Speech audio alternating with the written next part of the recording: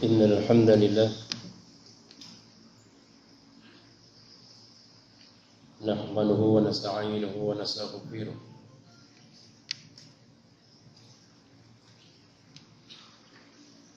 ونعوذ بالله من شرور أنفسنا ومن سيئات أعمالنا من يهده الله فلا مضل له ومن يضلل فلا هادي له أشهد أن لا إله إلا الله وحده لا شريك له وأشهد أن محمدا عبده ورسوله يا أيها الناس أوصيكم وإياي بتقوى الله فقد فاز المتقون قال تعالى في القرآن العظيم يا أيها الذين آمنوا اتقوا الله حق تقاته ولا تموتن إلا وأنتم مسلمون أما بعد فإن أصدق الحديث كتاب الله وخير الحديث حديث محمد صلى الله عليه وسلم وشر الأمور محدثاتها وكل محدثة بدعة وكل بدعة ضلالة وكل ضلالة في النار. Sidang jemaah Jumat yang dirahmati Allah Subhanahu wa taala.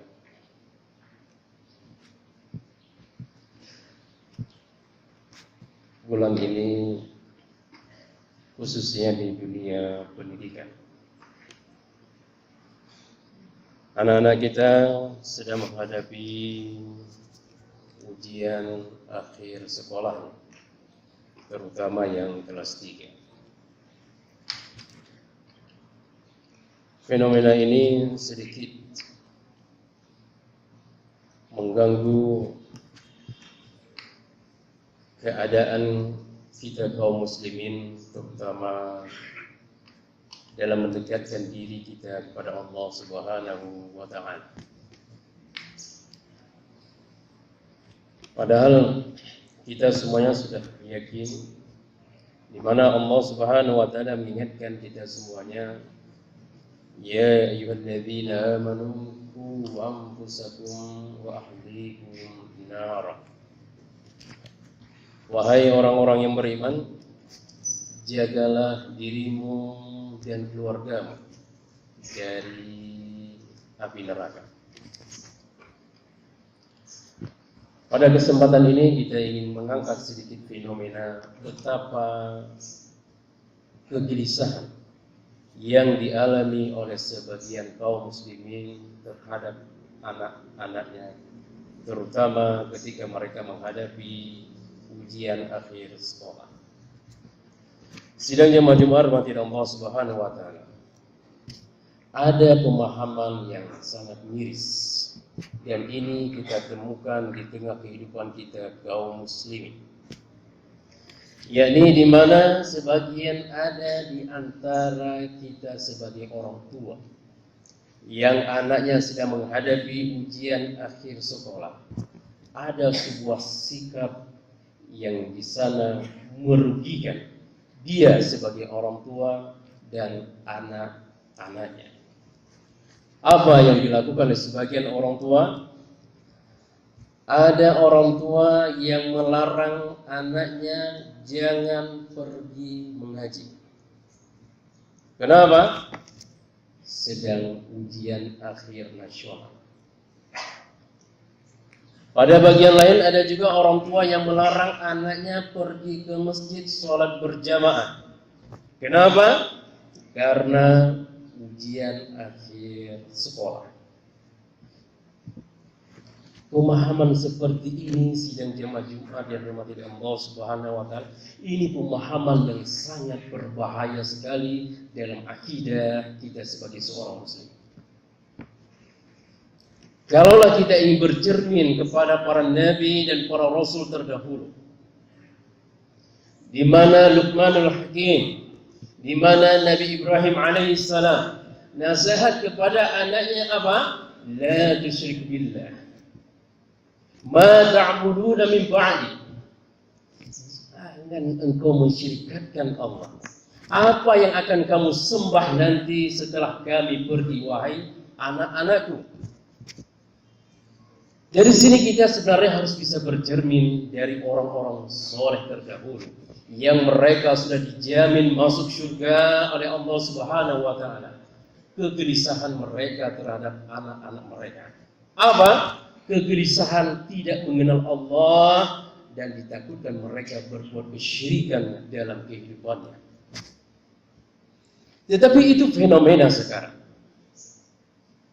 Ada ketika sebelum pelaksanaan ujian akhir nasional ini atau sekolah ini, banyak anak-anak kita lihat di masjid. Tetapi ketika musim ujian seperti ini, seperti hilang di telan badai anak-anak itu. Kemana perginya? Begitu kita tanyakan kepada orang tua, sedang menghadapi ujian akhir sekolah. Nampak di sini sidang jamaah Jumat dirahmati Allah Subhanahu wa taala. Kekhawatiran kita terhadap anak kita dalam perkara dunia. Kita tidak khawatir tentang bagaimana akidah anak kita. Padahal kalaulah kita jujur, kita yang hadir pada hari ini, yang kita hari ini menjabat menjadi pejabat di sebuah instansi, baik pemerintah ataupun swasta, jujur kita mengatakan, ketika kita SD dulu, ketika kita SMP dulu, apa prestasi yang kita raih selama itu? Boleh jadi kita adalah anak yang terbelakang ketika itu. Boleh jadi ranking kita berada ranking 30 ke atas. Tidak masuk ke 5 besar.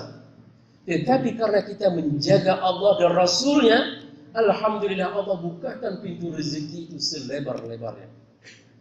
Man yattaqillaha yaj'al lahu makhraja wa yarzuqhu min haitsu la yahtasib. Barang siapa yang bertakwa kepadaku, kata Allah, akan aku bukakan pintu rezeki kepadanya dengan cara yang tidak dia sangka-sangka. Bukan ahli matematika yang menjamin dia untuk bisa jadi orang dermawan dan kaya ke depan. Tidak dijamin. Bukan yang ahli di bidang kedokteran nanti dia yang akan menjadi orang kaya. Tidak. Betapa banyak orang kaya, milioner dalam catatan sejarah sampai hari ini. Ada seorang milioner di Afrika Selatan, kekayaannya itu luar biasa.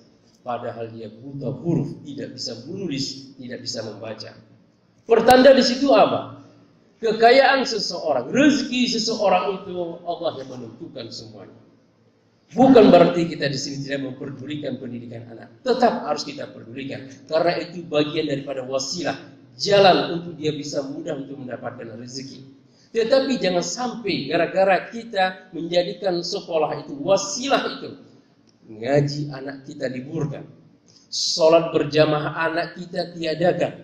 Di rumah medang hana perleja umudin, yang penting belajar, tinggal ujian. Ini musibah besar. Sidang jamaah Jumat mati Allah Subhanahu wa taala. Kami yang bergelut di dalam dunia pendidikan, ini menjadi sebuah lahan kritis yang harus kita kritisi selama ini. Yang orang hanya perspektifnya, pandangannya, bahwa jaminan masa depan itu terletak pada pelajaran-pelajaran umum di sekolah. Sehingga terkadang yang terjadi di tengah masyarakat pelajaran agama didiskreditkan, didiskriminasikan. Padahal itu yang menjamin kita dunia dan akhirat. Dan itu yang menjamin ketika kita nanti setelah mati, yang mendoakan kita di dalam kubur. Bukan matematik, bukan fisika, bukan komputer, bukan kedokteran. Ini sidang jamaah Jumat rahmati Allah Subhanahu wa taala. Rumah Allah ini harus kita makmurkan. Memakmurkannya itu kita harus memperhatikan, ingat surga itu bukan milik pribadi. Ketika kita datang ke masjid, berarti kita telah menaruh diri kita, ya Allah tempatkanlah saya nanti di surga. Nah ketika itu kita punya keyakinan datang kita ke masjid, berarti kita juga harus mengajak orang-orang yang ada di sekitar kita. Terutama keluarga kita, terutama anak-anak laki-laki kita di rumah. Makanya bisa diprediksi. Para ulama juga telah menjelaskan kepada kita, kalau engkau ingin melihat sebuah kesatuan persatuan kaum muslimin di sebuah daerah, sebuah kampung, sebuah negara, lihat saja masjidnya.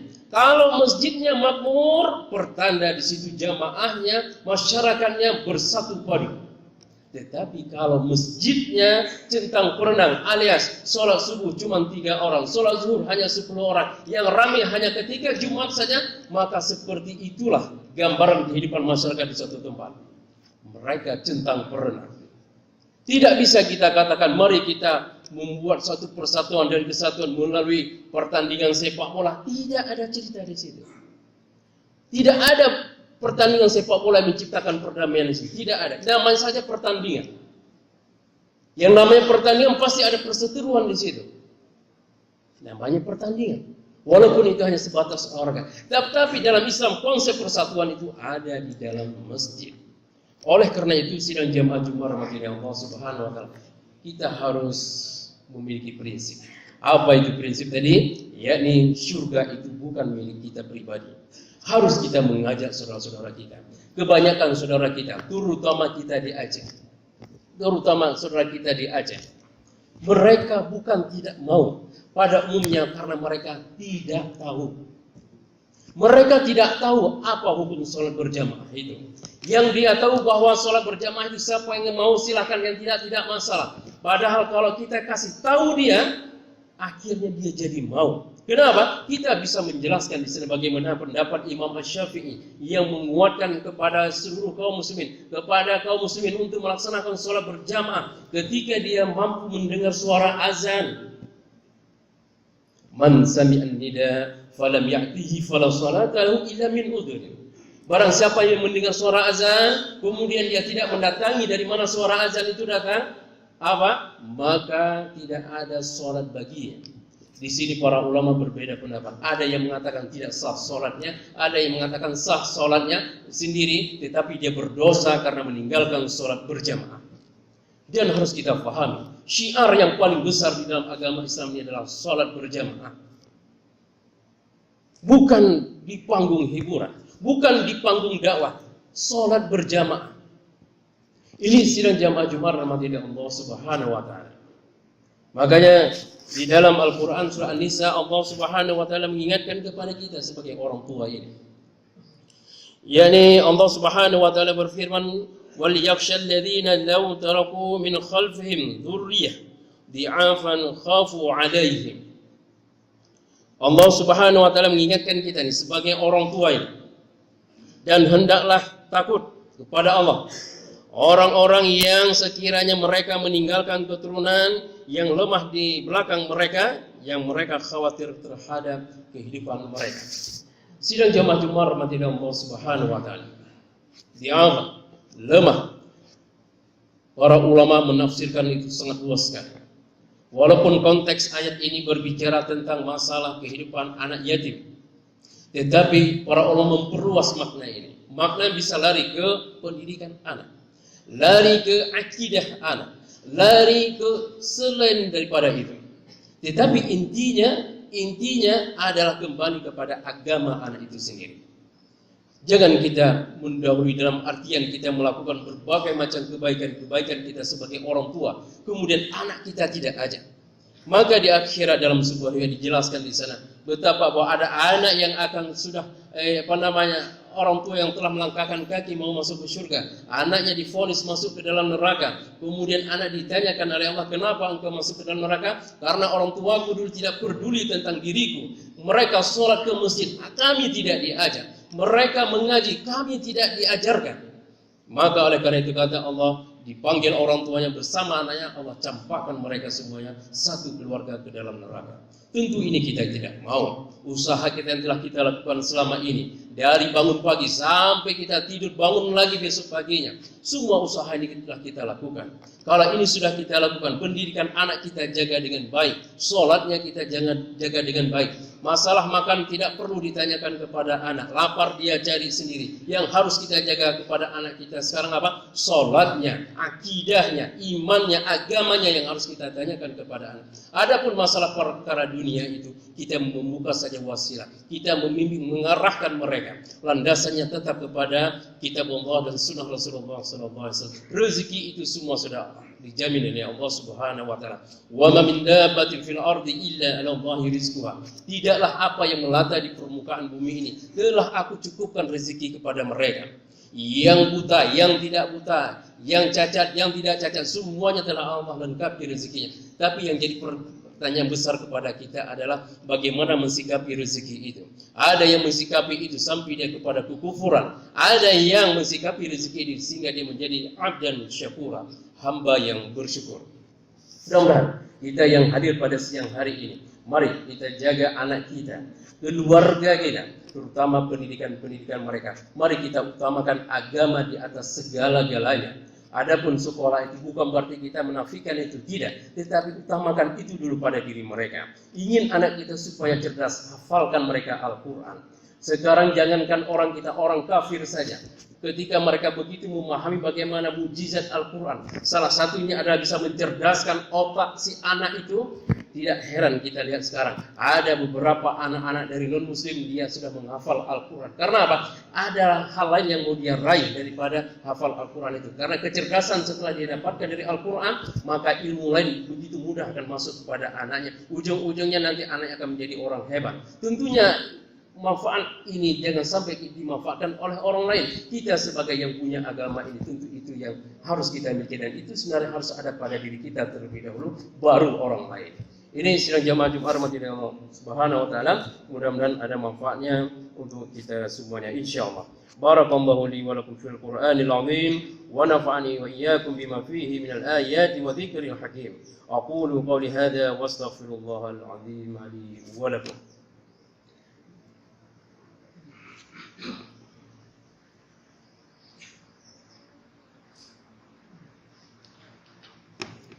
Alhamdulillahirabbil alamin. Allahumma shalli ala Muhammad amma ba'd.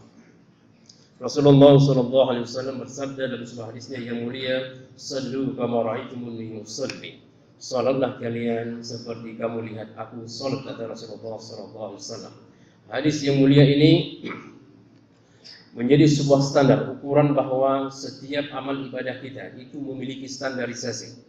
Tidak boleh kita melakukan baik itu dalam masalah perkara akidah, tauhid, maupun dalam masalah ibadah. Kita melakukan inovasi dalam hal tersebut. Kita semuanya memiliki standarisasi. Contoh sederhana saja dalam perkara kehidupan kita. Dalam masalah takabur, sombong, Rasulullah memberi sebuah standarisasi di sana. Apa itu? Batarul haq wa ghamtun nas. yakni mendustakan kebenaran dan merendahkan orang lain. Apabila itu ada pada diri kita, maka kita termasuk orang yang sombong. Begitu juga dalam masalah salat. Ketika Rasulullah SAW mengatakan sallu kama ra'aitumuni usalli, maka lihatlah bagaimana salatnya Rasulullah SAW. Apabila kita bisa melakukan seperti Rasulullah, maka kekhusyukan yang dijanjikan oleh Allah dan Rasulnya itu bisa kita raih. Maka oleh karena itu para ulama membagi kekhusyukan di dalam sholat itu ada 3 hal yang harus diperhatikan. Yang pertama adalah gerakan sholat. Tidak boleh gerakan sholat itu kita ciptakan atau kita karang-karang sendiri model gerakannya. Harus kita membaca bagaimana prakteknya gerakan sholat Rasulullah SAW. Kemudian yang kedua, di sana ada bacaan dalam sholat itu. Begitu juga dalam masalah bacaan, kita tidak boleh menambah, tidak boleh mengurangi. Kita harus membaca sesuai apa yang dibacakan oleh Rasulullah SAW. Kalau memang di sana tidak ada pilihan, jangan kita tambah-tambah. Kalau memang di sana ada pilihan, berarti kita boleh memilih. Contoh sederhana, ketika takbir, kita dianjurkan untuk mengucapkan Allahu Akbar. Maka tidak boleh diganti dengan kalimat-kalimat yang lain. Tidak boleh kita mengganti dengan Allahur Rahman atau Allahur Rahim. Tidak boleh, walaupun itu sama-sama dengan asma Allah. Begitu juga dengan baca doa iftitah, yang di sana ada pilihan, maka di sana kita boleh memilih. Di sana Rasulullah ada mengajarkan kita dengan doa Allah Akbar kabira. Di sana kita diajarkan dengan Allahumma ba'id. Di sana kita ada diajarkan dengan hamdan katsiran dan seterusnya. Lebih kurang ada 12 jenis doa iftitah yang diajarkan oleh Rasulullah SAW kepada para sahabat. Itu boleh pilihan. Tetapi yang tidak pilih tidak boleh kita tambah. Begitu juga yang pilihan boleh kita pilih dan tidak boleh kita tambah. Mudah-mudahan dalam seluruh kegiatan ibadah kita, semua kita harus merujuk kepada Rasulullah sallallahu alaihi wasallam. Allahumma ighfir lil muslimin wal muslimat wal mu'minin wal mu'minat الأحياء منهم والأموات إنك سميع قريب مجيب الدعوات اللهم أرنا الحق حقا وارزقنا اتباعه وأرنا الباطل باطلا وارزقنا اجتنابه ربنا آتنا في الدنيا حسنة وفي الآخرة حسنة وقنا عذاب النار وصلى الله على محمد وعلى آله وصحبه وسلم وأقيموا الصلاة